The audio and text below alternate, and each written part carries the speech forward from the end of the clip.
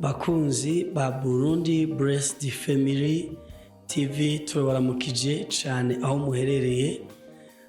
Ni cya kiganiro cha Arise and Shine.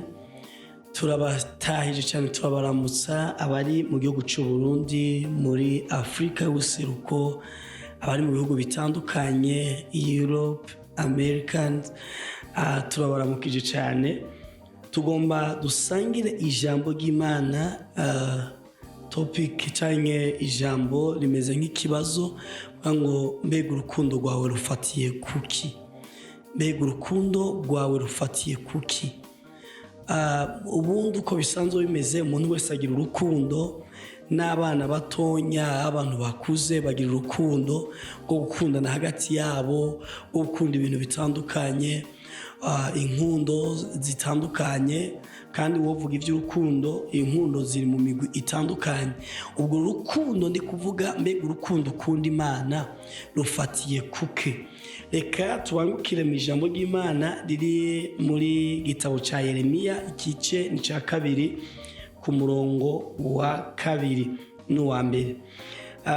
Naho uhoraho abarira Yeremiya kugira ngo aburire abantu basubiye inyuma, Abisirayeli bari basubiye inyuma.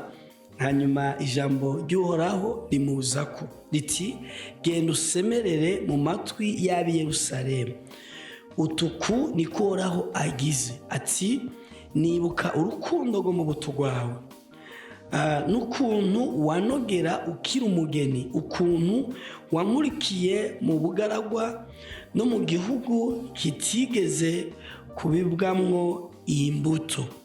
Iri niryo jambo Imana yari yahaye Yeremiya kugira ngo arishire ab'i Yerusalemu.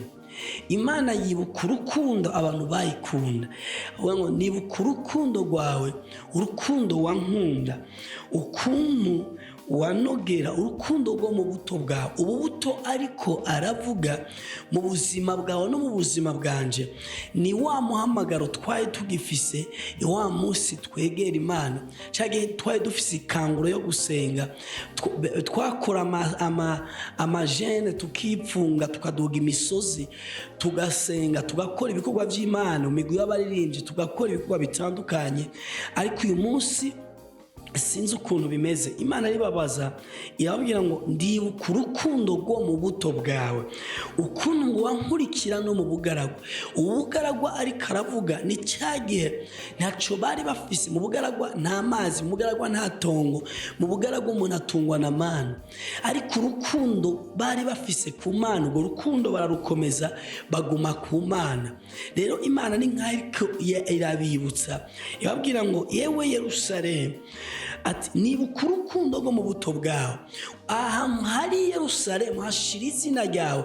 Imana iriko irakubaza ngo ndibuka urukundo rwo mu buto bwawe, ndibuka urukundo wari umfitiye cyagihe ukinyakira, cyagihe ucemera ugafuka mu kansenga, cyagihe mu cyumba cy'amasengesho. Ndibuka urukundo rwawe, ndacyagwibuka. Imana iriko irakwibutsa. Ubwo rero ni wewe na jewe tubwizwa kwishira ku munzane. Tubanguke kandi mu gitabo cy'Abikorinto, mu gitabo cy'Abikorinto ba mbere igice cya 13.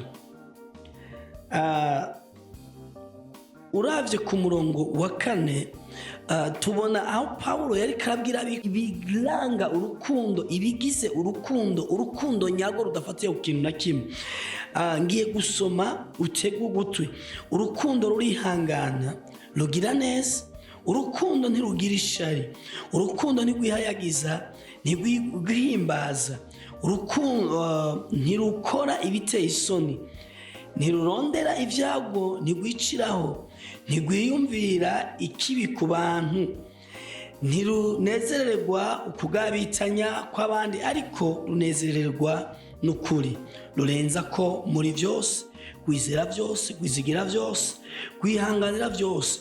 Urukundo ntaho rushira. Nahantu agomba kukwibutsa, waciye muri byinshi, warasenze Imana ngo ikugirire neza, yakugiriye neza, ariko Imana wayiteye akagere. waduze imisozi usaba Imana ngo izokugirire neza, yakugiriye neza, ariko uyu munsi umenga Imana mu buzima bwawe wayifashe nk'ikintu gisanzwe. Wahuye n'ibintu bibazo bitandukanye bituma umengo ntiwovyihanganira, ibyo byose urabirenza kubibagira urukundo wakunda Imana, ariko Imana iriko iraguhamagara ikubwira ko yibuka urukundo rwawe rwo mu buto bwawe. Ibyo byose Imana iravyibuka. Urukundo ntaho rushira.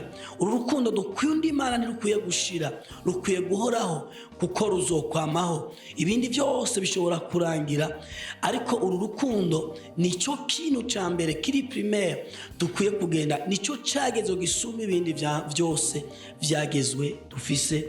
Ndabashimiye ko mwari kumadukurikirana, ndabifurije umunsi mwiza kandi urukundo rwanyu rubandanye. Bye.